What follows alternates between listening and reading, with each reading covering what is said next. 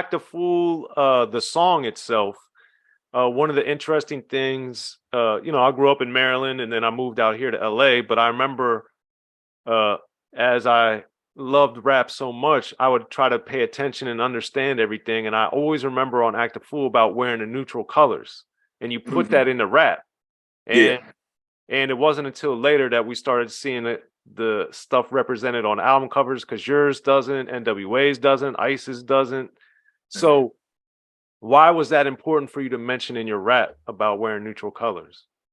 That's what was going on. That goes back to you better bring a gun and all that. That's what was going on in LA, the gang banging, the gangsterism, and that's what I was around, 24/7, even working for Scotty D in the Fila shop. It was a lot of gang activity going on around there, with Scotty introducing me to the Compton car and put me down with the Compton car. That was all gang activity. My thing was, and everywhere we went, even when we used to go to Eazy's mother's house to work on mixtapes, me and Pooh and things like that. He lived in a neighborhood. We had to know where we were going.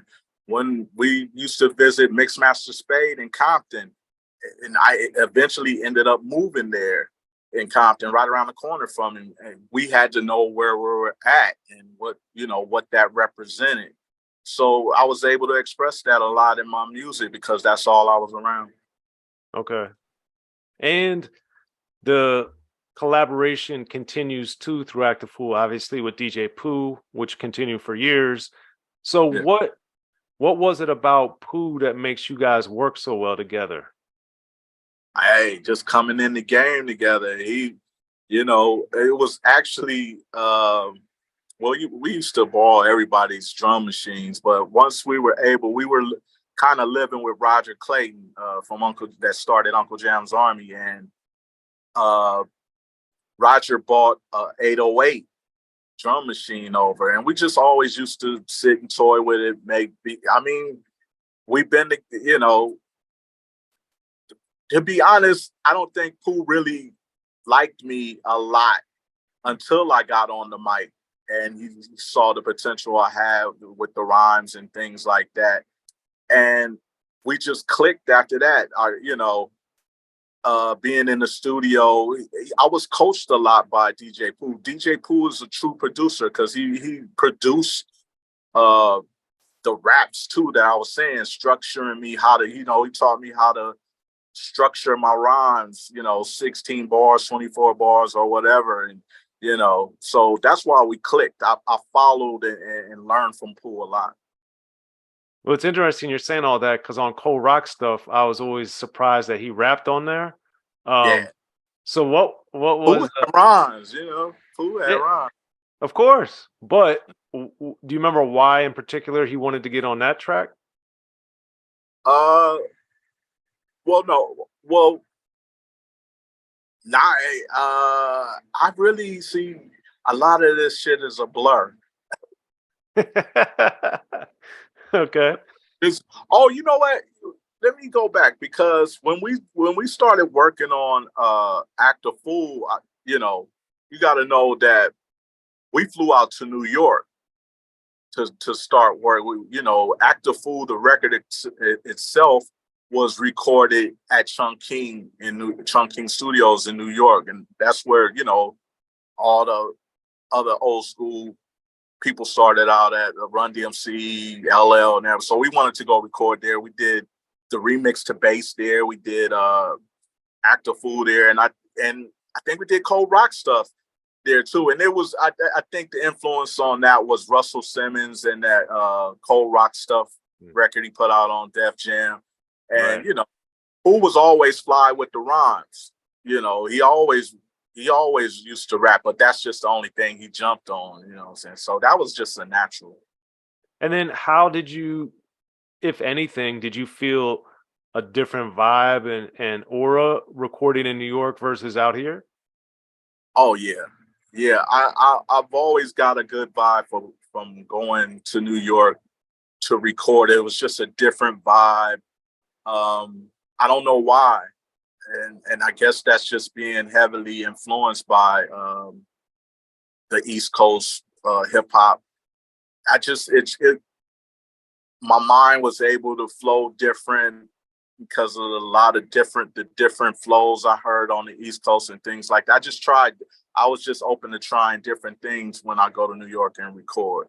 That's all. Okay, gotcha. And then on the Act a Fool coolest too, there's the Farrakhan mention. There's all kinds of different things going on there. And I was curious because a lot of people didn't hear that from the West till much later. Um, Farrakhan? yeah, I thought there was a on one of the version. Oh no, on Flirt. Excuse me, Flirt. Not. I was like, why am I saying the coolest? It's on Flirt. Right. Okay, yeah. So what? How did you get introduced to him, and what was? How did you guys want to incorporate him in there? You talk Farrakhan Yeah, on Flirt? it says like knowledge of Farrakhan or something. Oh shit, that was just a rhyme, man. We did that song because that song by Cameo Flirt was just one of one Oh, of okay.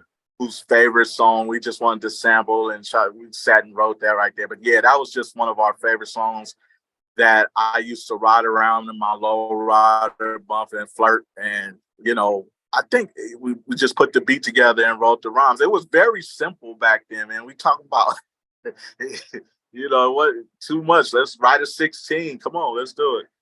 Okay.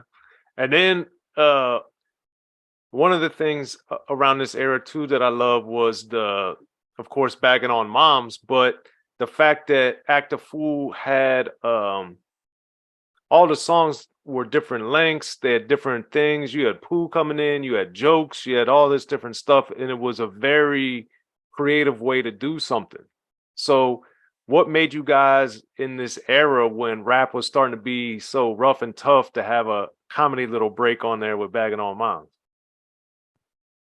Uh, that's what, you know, rappers did back in the days. They loved the interludes in their albums and things like that. And to this day, you could see that DJ Pooh was just a comedy genius, what I'm saying? He helped write Fridays and he directed multiple movies, he was just creative like that and funny.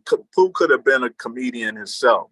And I don't know why he didn't, go towards that. But, he's just a great comedian. He loves joking around and that was Pooh. He created all that. Even to this day, I'm laughing at shit Pooh does. You and me both. I think my favorite on there is "She's So Old Her Birthday Expired." I think that's my favorite. And and being that's all we did a lot around uh the studio and being around the house is joke with each other, playing the dozens and bagging on, talking about each other's moms and things like that. That was our thing back then. We wasn't really once we gotten the deal and everything, we wasn't in the streets no more, really. We really tried to, I tried to steer away from the gangster stuff, really. Because, Eazy and Cube and all, I felt they had that covered. And I just tried to steer away from it and try to do something new, That's how, we ended up coming up with the Alcoholics and things like that, because we were really more of a clowning and partying and getting drunk. Well, I was going to say, Just Clowning is on there too, of course, with Yeah, Breeze and Mixed Master Spade. that's And what we about. yeah, and you and Breeze throughout your careers, I interviewed him. Shout out to Breeze. I got one of the links there. But Yeah. you guys have done so many great songs and things together too. So early on, what attracted you to what Breeze was doing? Uh, I was just loving what Breeze was doing. He was one of my influences back when I was on techno hop and Pooh and Bob left to go to New York to work on Bigger and Duffer. Breeze was already out there. He was signed to Def Jam, working on he was working on a project for Def Jam, and I used to hear a lot of his music. So he was one of the influences that helped with my style. You know what I'm saying? That he still is to this day. Yeah, he's amazing. So what did you get from him or incorporate from him into your own stuff? Uh, I just loved his flow, his cadence and how he wrote his rhymes. He was another person that was, you know, influential in me writing and things like that. Even when I was signed to Aftermath, I kept him around to, help me structure certain things and just try to sound different than everybody else was sounding on the West Coast. Hmm. Well, it's interesting you say that because moving on to At Your Own Risk with Rough Rhymes, one of my favorites on there. Because you had the Rakim sample, Boogie Down Productions, the Neither Living Basshead horns, but this song always holds a special thing.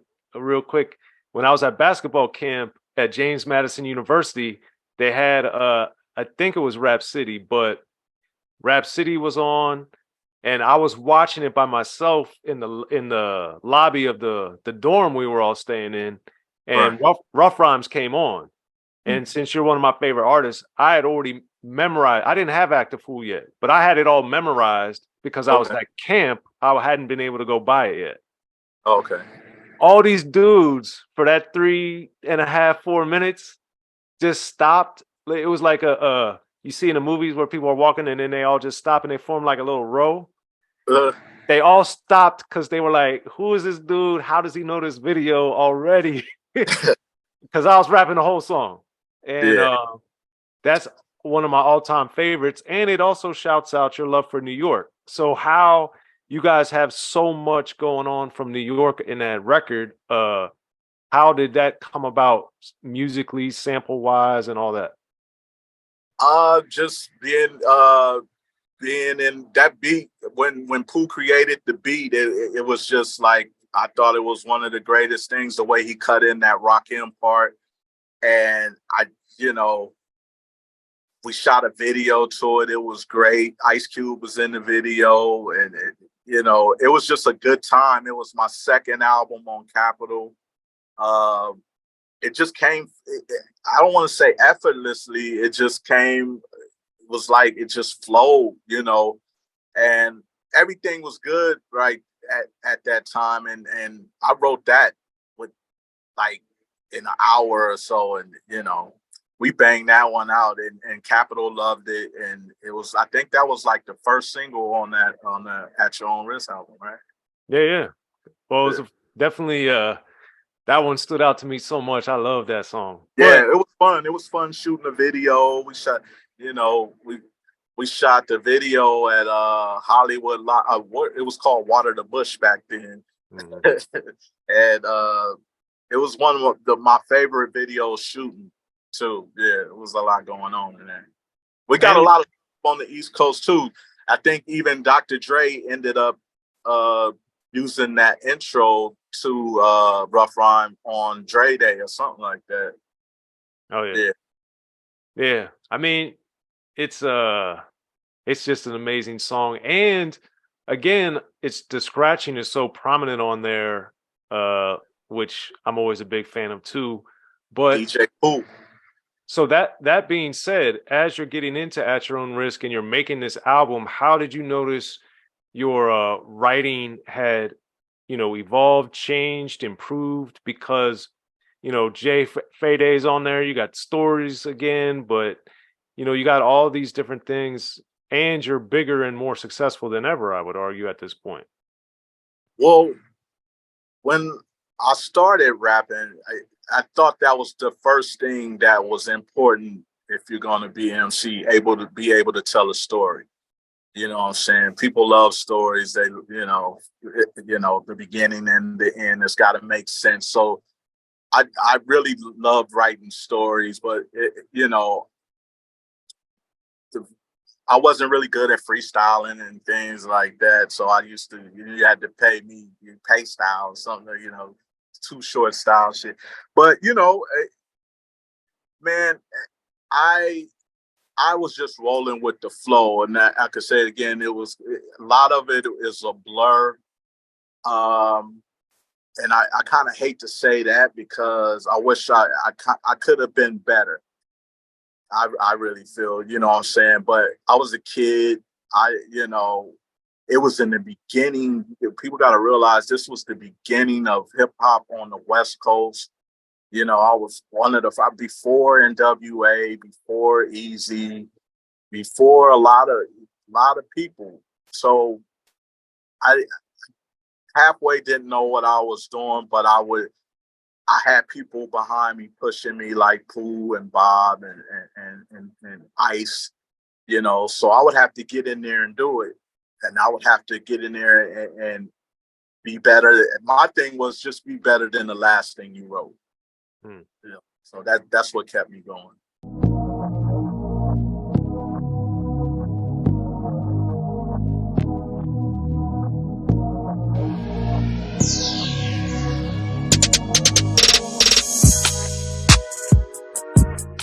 Be sure to check out the History of Gangster Rap by Soren Baker. He's official. History of Gangster Rap features exclusive interviews with Ice-T, Snoop Dogg, MC Ren, the D.O.C, and dozens of others. The History of Gangster Rap, a definitive look at how Los Angeles changed rap forever. In Los Angeles, the streets definitely set the tone of the hip-hop music. At 19, I got a $50,000 car. My whole angle always was, I'll be street, but I will always tell you the horrors that go along with this life. There will be penalties and casualties for just wearing the wrong color in somebody's neighborhood. And once gangster rap made it from the streets to the TV, the genre exploded. With Fab 5 on Your MTV Raps with N.W.A. Yo MTV, it just catapulted us from being local heroes to national gangbang rappers. The History of Gangster Rap discusses it all from 1980 up till today. It's always gonna be shit happening in the streets.